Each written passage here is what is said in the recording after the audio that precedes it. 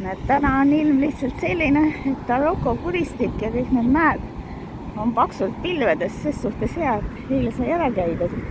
Aga täna ma lähen üle selle Liivu jõe ja rannaala vaatama. Et madalal maal loodetavasti saab ka vaata vihmasema ilmal käia. Jõuan Liivu jõe Suudme põhjapoolsele kaldale. Vaatasin kaardi pealt lihtsalt, et siin oli mingi pildistamise märk, mis värk on. Ja nüüd ma näen, mis värk on. Et siin on hobused, ratsutamine, ATV-d. Muidugi täna hetkel paistab kõik päris vaikne.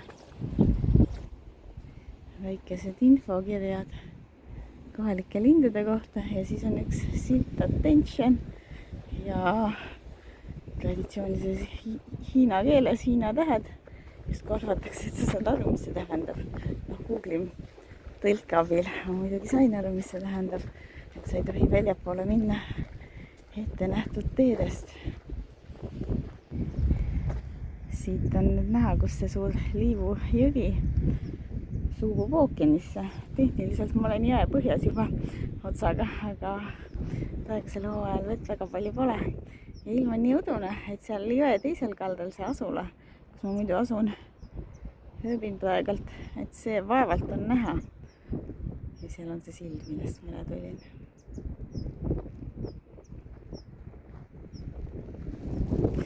Otsi ümber. Siin kõrval samas aste kõrgemal mõistab veits nagu turistikamisegi välja. Ehk siin on need tallid samas lähedal. Ja üks lav märk. Rõõmsalt värviline, hallis ilmas. Ja mererand kiviklibune siin koha peal. Keegi tegelane elektrikapp või midagi oli värvitud sedasi. Pakun, et siit rannast tuleb see ATV-de rada läbi ja rand on igasugust pudu täis puuoksadisu. Tänane ilm muidugi süvendab seda muljet, et idarannik on metsik. Suur langev mägede müür. Ma olen siin peatänaval Chonggang. Istun selle asula nimi. Ja peatänaval ikka elu on. Majal oli nagu väga-väga vaikne.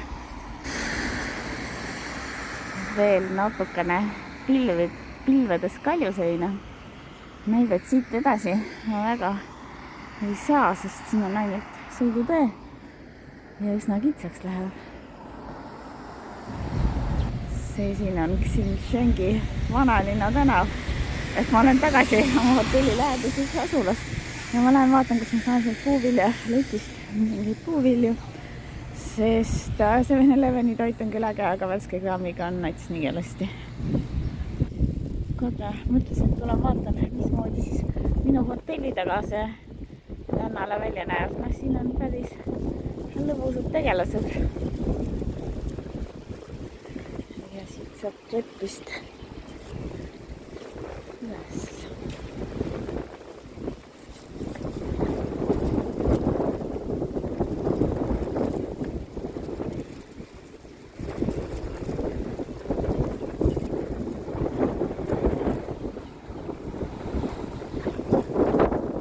Ilus promenaad, aga näha ei paista just kõige kutsuvam jalutuskäik. Ja tee lõpp ja kiviklibu rand. Millegi pärast Google'i Mapsis on siin märgitud pildistamise koht. Mõned päevad on sellised vihmased hallid. Aga selliseid vihmaseid halle päevasid on ka vaja, et siis on nagu puhata.